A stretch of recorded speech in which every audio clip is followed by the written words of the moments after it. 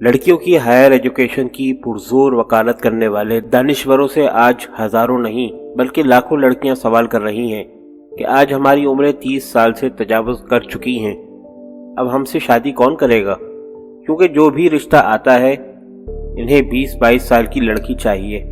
کل تک جہیز سب سے بڑی رکاوٹ تھی، لیکن اب میچنگ سب سے بڑی رکاوٹ بن چکی ہے۔ پہلے لڑکی اگر خوبصورت نہ بھی ہو تو خوب جہیز کی رشوت دے کر لڑکے کے ماں باپ کا منہ بند کرنا آسان تھا، لیکن اب ہائر ایجوکیشن کی وجہ سے لڑکیوں کی عمر کی میچنگ، ان کی ڈگری کی میچنگ اور پھر ان کی تنخواہ کی میچنگ ملنا ناممکن ہو گیا ہے۔ ہمارے نام نہاد تعلیم یافتہ حضرات نے اعتراض کیا ہے کہ لڑکیوں کی اعلیٰ تعلیم سے قوم کی ترقی ہے۔ لڑکیوں کی اعلیٰ تعلیم کی رٹ لگانے والوں سے پہلے چند سوالات ہیں جن کا جواب ان کے پاس کوئی نہیں۔ ایجوکیشن کا مقصد کیا ہے؟ قوم سے ان کی کیا مراد ہے؟ قوم کی ترقی کی ان کے پاس کیا تعریف ہے؟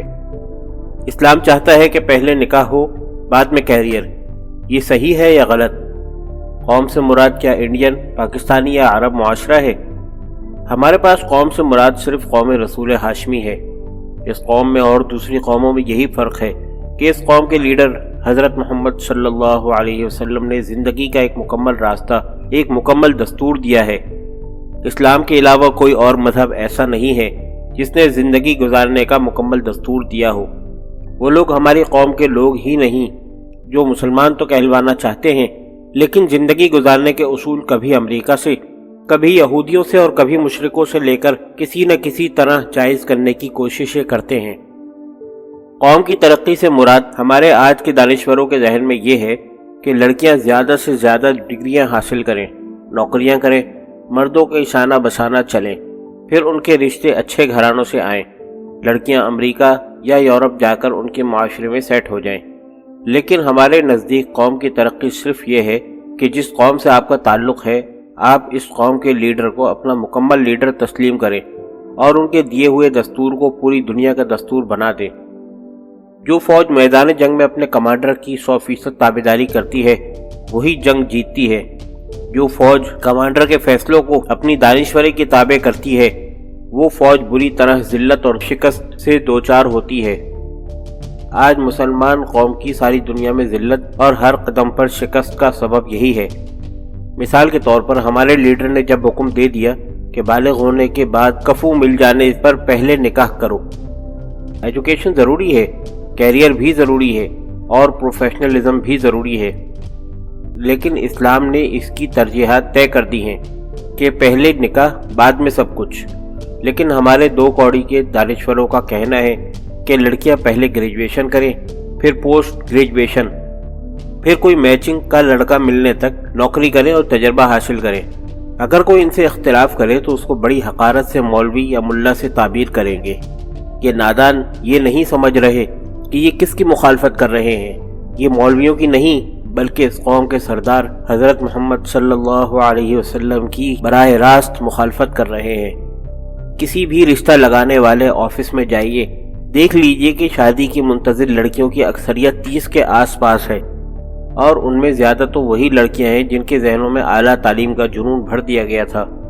تیسرا سوال یہ ہے کہ ایجوکیشن کی رٹ لگانے والوں کے پاس ایجوکیشن کا مقصد کیا ہے، اس کی صحیح تعریف کیا ہے؟ تھیوریٹیکلی اس پر تو ہر دانشور ایک طویل تقریر کر سکتا ہے، لیکن پریکٹیکلی دیکھ لیجئے۔ ایجوکیشن دلاتے ہوئے ماں باپ کے ذہن میں جو مقصد ہوتا ہے وہ یہ ہے کہ لڑکی کو مرد پر منحصر نہ ہونا پڑے، غلامی نہ کرنی پڑے۔ اگر شوہر مر جائے، بھاگ جائے، دوسری شادی کر لے یا چھوڑ دے تو لڑکی کو اپنے پاؤں پر کھڑے ہونے کے لیے تیار رہنا چاہیے۔ جب آغاز ہی شک، سرکشی اور بغاوت کی بنیاد پر ہو تو انجام بھی ویسا ہی ہوتا ہے۔ پہلی اینٹ اگر ٹیڑھی رکھ دی جائے تو دیوار چاہے آسمان تک اٹھا دی جائے وہ دیوار ٹیڑھی ہی جائے گی۔ ایک کامیاب شادی شدہ زندگی کا راز یہ ہے کہ بیوی پہلے لونڈی بن جائے، پھر شوہر غلام بن جاتا ہے۔ لڑکیوں کی اعلیٰ تعلیم انہیں پہلے جھکنے نہیں دیتی۔ اعلیٰ تعلیم کے بعد اپنی ایگو کو دفن کرنا ممکن نہیں ہوتا۔ میاں بیوی کے کامیاب رشتے کی بنیادیں 4 ستونوں پر کھڑی ہیں۔ پہلا رشتہ یہ ہے کہ تعلق میاں بیوی کا ہو، یعنی ایک دوسرے کے مکمل حقوق ادا کر رہے ہوں۔ دوسرا دوستانہ رشتہ ہے، यानी वो एक दूसरे के साथ मुकम्मल दोस्त की तरह रहते हों। तीसरा रिश्ता ये है कि वो एक मुकम्मल महबूब और महबूबा की तरह रहते हों। पहले दो ताल्लुकात तो बहरहाल देखने में आते हैं, लेकिन तीसरा यानी महबूब और महबूबा का रिश्ता जो पूरी ज़िंदगी की जान है, ये इस वक्त मुमकिन है जब लड़की की उम्र 20-22 या ज़्यादा से ज़्यादा 25 साल तक है, जब जज्बात कली की तरह अलग सुबह खिलते हैं और महक आती है। धूप निकल जाने के बाद फूल खिलता तो है, लेकिन बढ़ती हुई धूप की गर्मी इसकी खुशबू का खात्मा कर देती है। जब लड़कियां जवानी की असल उम्र से निकल जाएं, तो फिर उन्हें खुशी के रिश्ते नहीं आते, मजबूरियों के रिश्ते आते हैं। कभी तलाकशुदा मर्दों के, कभी कोई ना कोई खामी निकालने वाले मर्दों के, और जो फिट मर्दों के रिश्ते आते हैं उनका रेट बहुत ज़्यादा होता है। इसका नतीजा ये होता है कि महज़िब घरानों की लड़कियां किसी न किसी तरह समझौता कर लेती हैं, लेकिन जिन दिमागों में फेमिनिज्म और लिबर्टी ऑफ वोमेन का जहर उतारा जा चुका है, वो अपने से बेहतर तालीम याफ्ता और कमाई वाले को देखती हैं जो उनके साथ काम करता है, चाहे वो कोई सैयद या खान हो, चाहे शर्मा या रेड्डी हो, चाहे सिंह या चटर्जी हो। इसको कल्चरल एसिमिलेशन कहते हैं।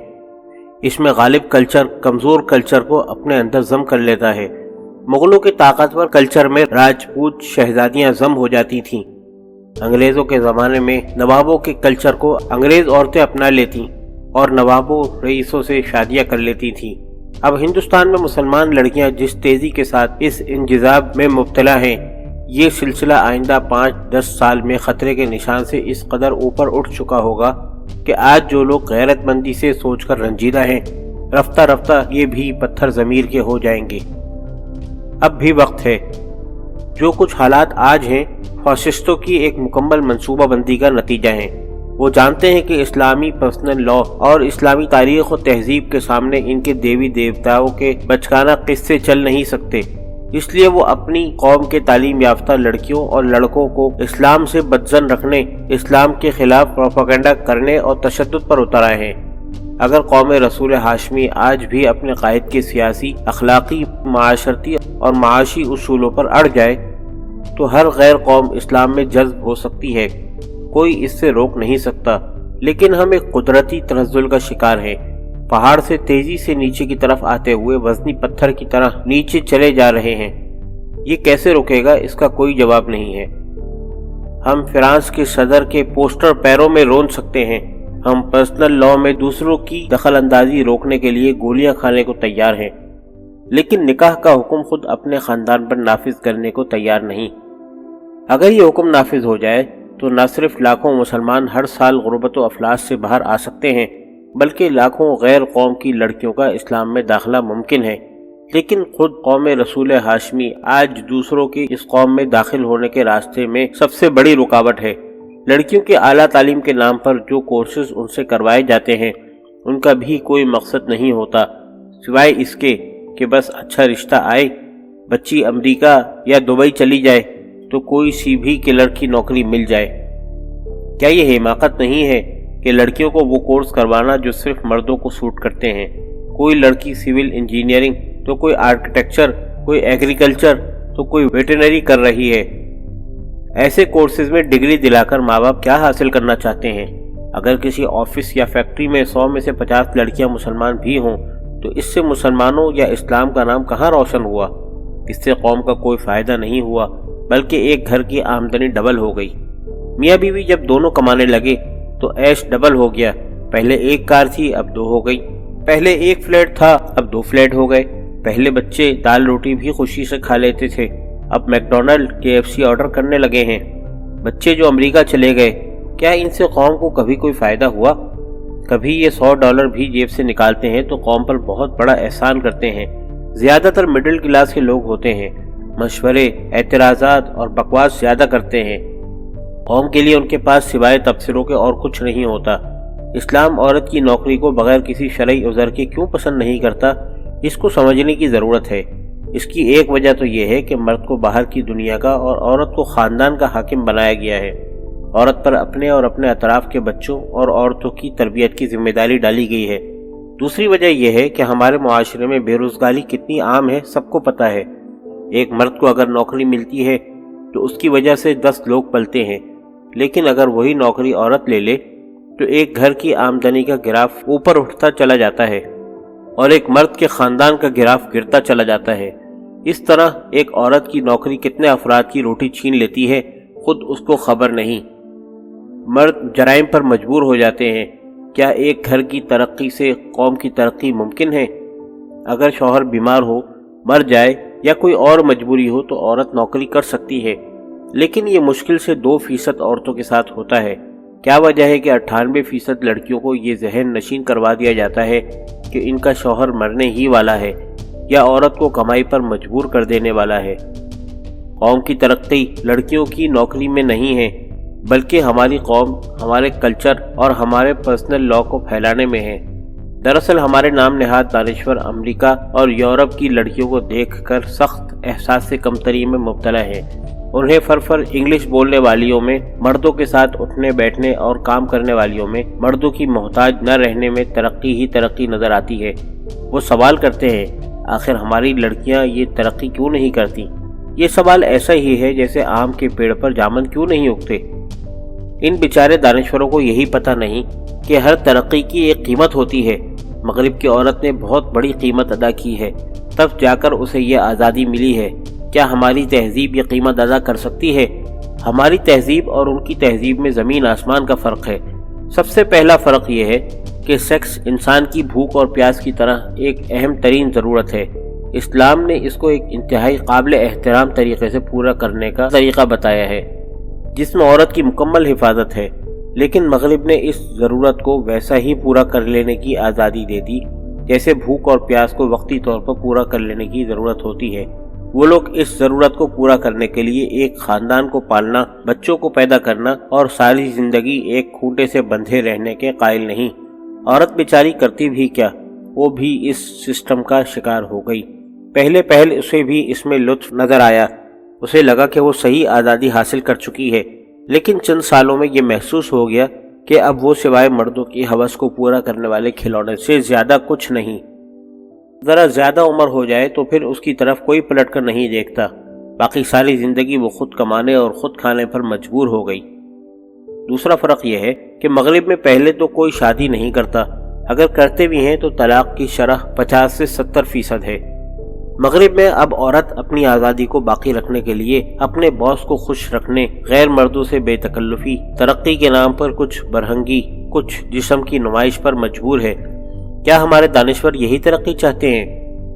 اس کا مطلب یہ بھی نہیں کہ ہزاروں عورتیں جو نوکریاں کر رہی ہیں وہ ساری زنا ہی کر رہی ہیں، لیکن اتنا تو کرنے پر مجبور ہیں کہ اسلامی لباس کے بغیر بال کھولے، کبھی پیٹ اور کبھی پیٹھ دکھانے والی ساڑیاں یا اسکرٹ پہن کر نوکریاں کرنے پر مجبور ہیں۔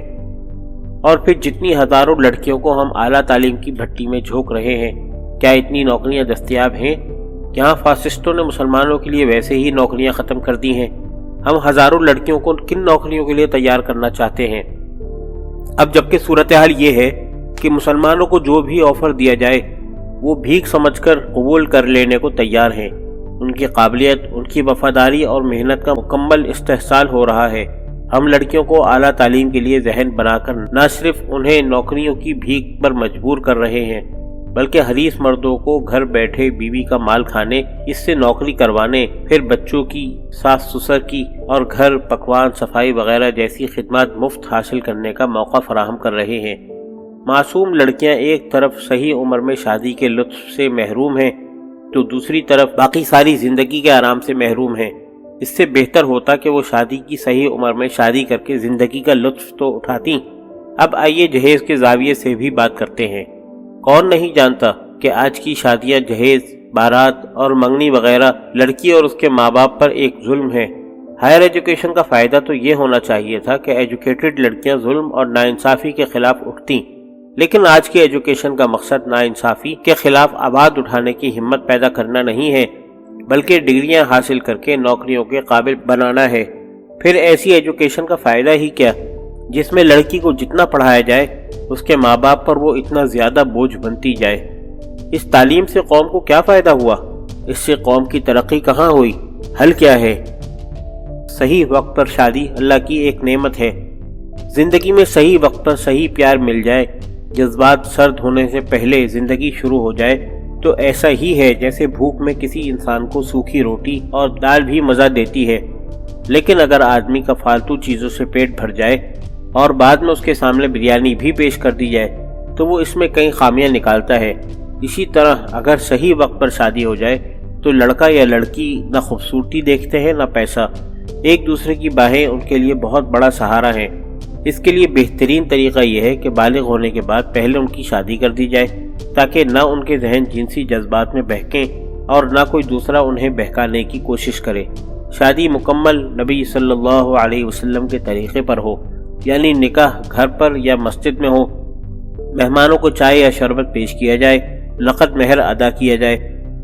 वलीमा हज़रत मोहम्मद सल्लल्लाहु अलैहि वसल्लम के वलीमों की तरह सादगी से हो और जो पैसा बच जाए शादी के बाद उनके एजुकेशन और कैरियर पर खर्च किया जाए। इस्लाम में न बच्चे पैदा करने से रोका है और न प्लानिंग करने से। दोनों जिंदगी से भरपूर लुत्फ अंदोज होते हुए तालीम भी मुकम्मल करेंगे और अपने अपने प्रोफेशन में कमाने भी लगेंगे। जो पैसा दिखावे की दावतों, जहेज और जोड़े की रकम में ज़ाय करके तैयार दुल्हनों को खरीदते हैं और बाद में तलाकों और झगड़ों में ज़िंदगी गुजारते हैं, इससे निजात मिल जाएगी। मुआशरा एक सही बुनियाद पर उस्तवार होगा।